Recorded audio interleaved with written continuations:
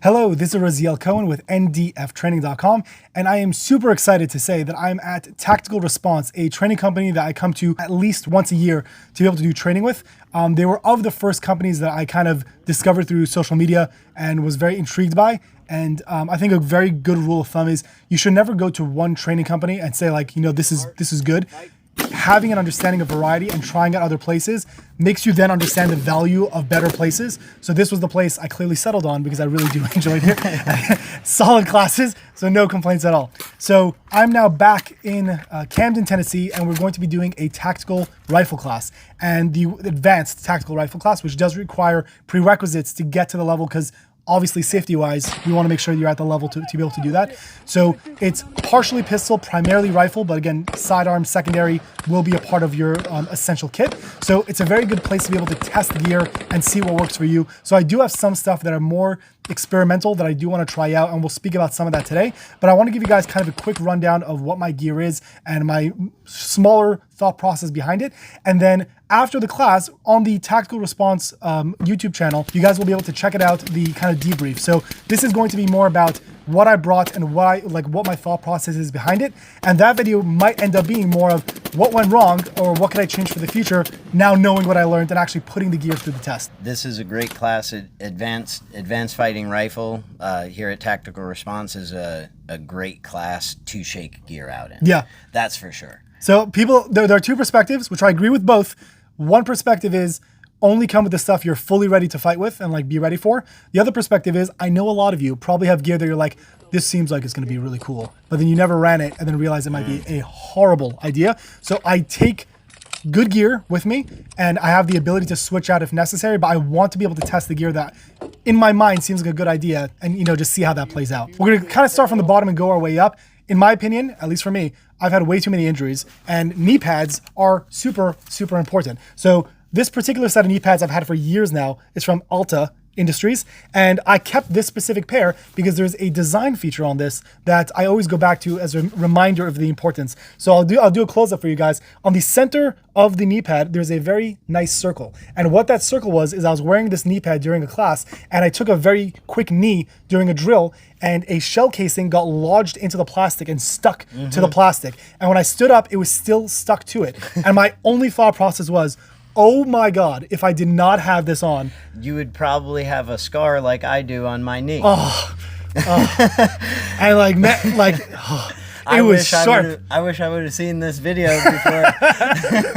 So it seems like a cool guy thing, but right when I stood up, like any serious class I go to, I will not go without these because especially in ranges where they might have a lot of brass on the floor, rocks, stones, anything that you might run into, having a quality pair of knee pads is really important, and don't damage yourself during training when you might need it in real life. So a pair of proper knee pads would be super important.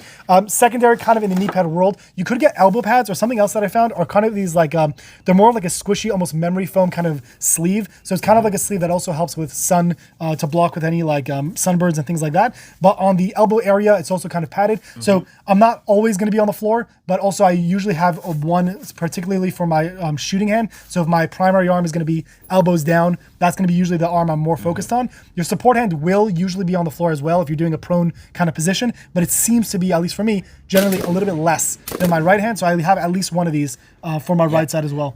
Something in the knee pad realm, you can get knee pads that are made like this. I think they're marketed as like volleyball knee pads that you can put on under your pant. Oh, interesting. And they stay way more affordable than Cryo Precision, by the way. Yeah. If you want to go that route. and they're under your pants. So if you are on the like, well, I don't want to be the only guy wearing knee pads, but I also would like to protect myself. Like those are the soft pads or something that are really kind of cool. The basics eye and ear protection, so I just bring it in a case with my glasses and ear pro. I do like switching out to the gel cups, which a lot of newer ones are coming out. I think it's also a very valuable thing. Side note, electronic hearing protection are very affordable these days. You're able to get them anywhere. It's a worthwhile investment for your ears and for being able to hear the instructors. So for safety and learning, taking notes, being able to hear is obviously going to be important as well. Dollar for dollar, in my opinion, in training gear. there is no better investment than gel cups for your ear pro. Yep. I've got a set of $60 ear pro Yep. that have $50 gel cups on them. Yep. And it totally changes the ear pro, but just the comfort factor, like not getting a migraine in the middle of a class. Gel Most cups. affordable, by the way, combo, Howard Light Impact Sports, which are wildly available. And then I believe they're from a company called Noise Fighter that make really nice gel cups. They also have like a slot on the upper area, so when you put your glasses on, it doesn't like sink into your head. Super affordable combo, well worth the money.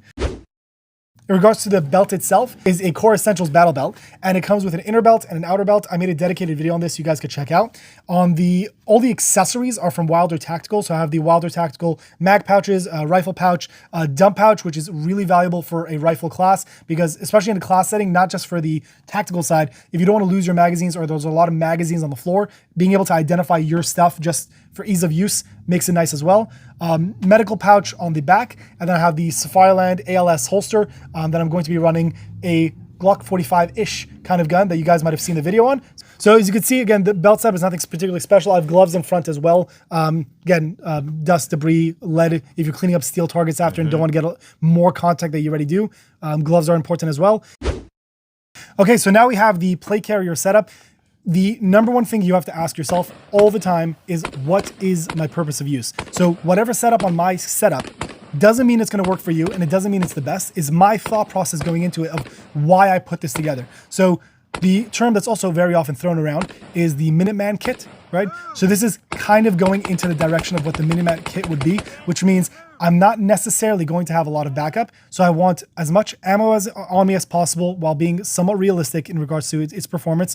I want to be able to have medical on me. I want to be able to have additional stuff. So let's just go through that really quick. So the plate carrier itself is a Faro Concept Slickster. I like it because it is very slick, hence the name, but also it does give you the ability to really scale up depending on your purpose of use. So placards now are kind of like the thing where you can just add magazines. I could add an admin pouch. I could add for a SMG. I could add for an AR-15. I could add for a 308. Like there's a bunch of different configurations you could go with that really make it valuable. So on the front, I have from a company called Whiskey 24. They make really, really nice made in America placards, and they're double stack AR-15 mags. So on the front, I could have 6 mags. A part of what the testing for me is going to be tomorrow is, if I have double stacked mags throughout, very commonly I heard people tell me you're never going to be able to get into the prone position, like you're rising too high above the ground. I'm intrigued. The thing is that in other configurations I've tried, I haven't felt a way to be able to reload efficiently with the magazine somewhere else. So I'm going to try the 2 stack. Otherwise, again, you can use the same one for a single stack mag and just see how that plays out. So you have some nice thin plates in here. Yes, the plates are pretty thin. Yeah. So I think plate thickness can get into a point where, if you've got some thick, chunky plates, and now you go double stacked. Now you're too far. You're a foot. Your head's 2 feet off the ground. Yeah. If you're laying prone, that's a problem. That's where the problems come in. If like you've done here, you can slick down and be kind of thin on the plate and afford yourself the ability to carry that extra ammo. Like, I regret bringing all this ammo to the gunfight. Was never said nobody ever, right? So the plates I'm actually using is from RMA Armament. And this particular one is a level 3A+, which personally I'm not a fan of, meaning I want at least a level 3+ and up. But the value to this is that it does stop most common rifle rounds and things like that. But the crazy part is it's just over 2 pounds.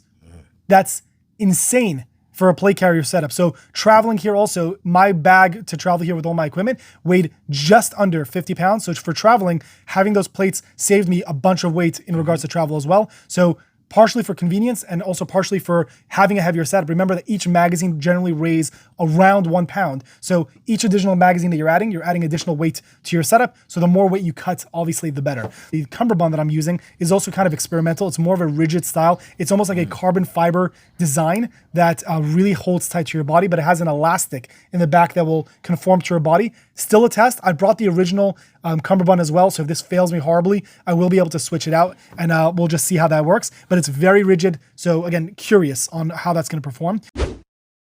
On the left side of the carrier, this is a very unique pouch that I only put together recently because friends of mine who are actively in the military, who are serving somewhat as Minutemen, even in combat right now, they have pouches that they would have on them that provides them with a lot of really unique stuff. So this is a tearaway pouch. And then when you open up the pouch, there's a few cool stuff.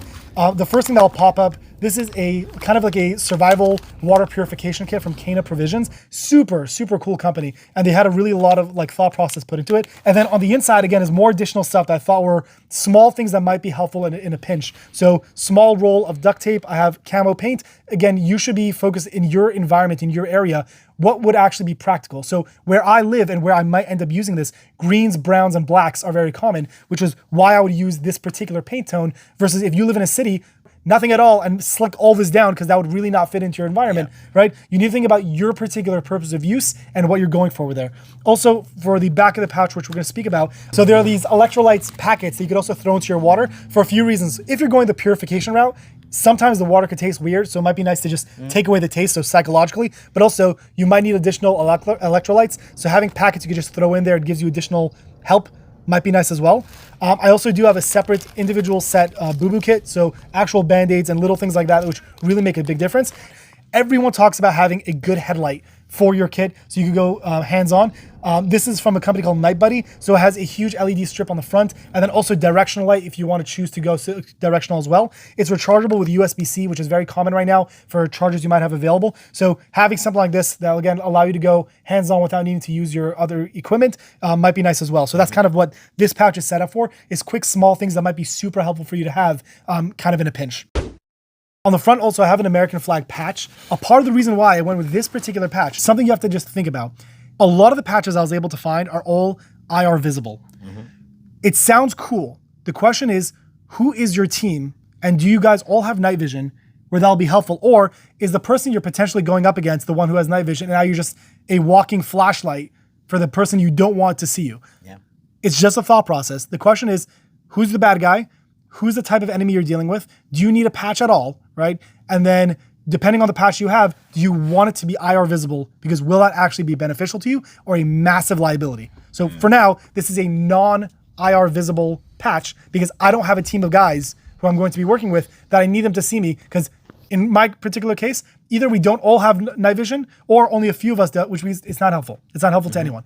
My personal, again, my thought process, right? On the right side, I have a balaclava that's tucked into a pocket. So again, sometimes you don't want your face to be seen.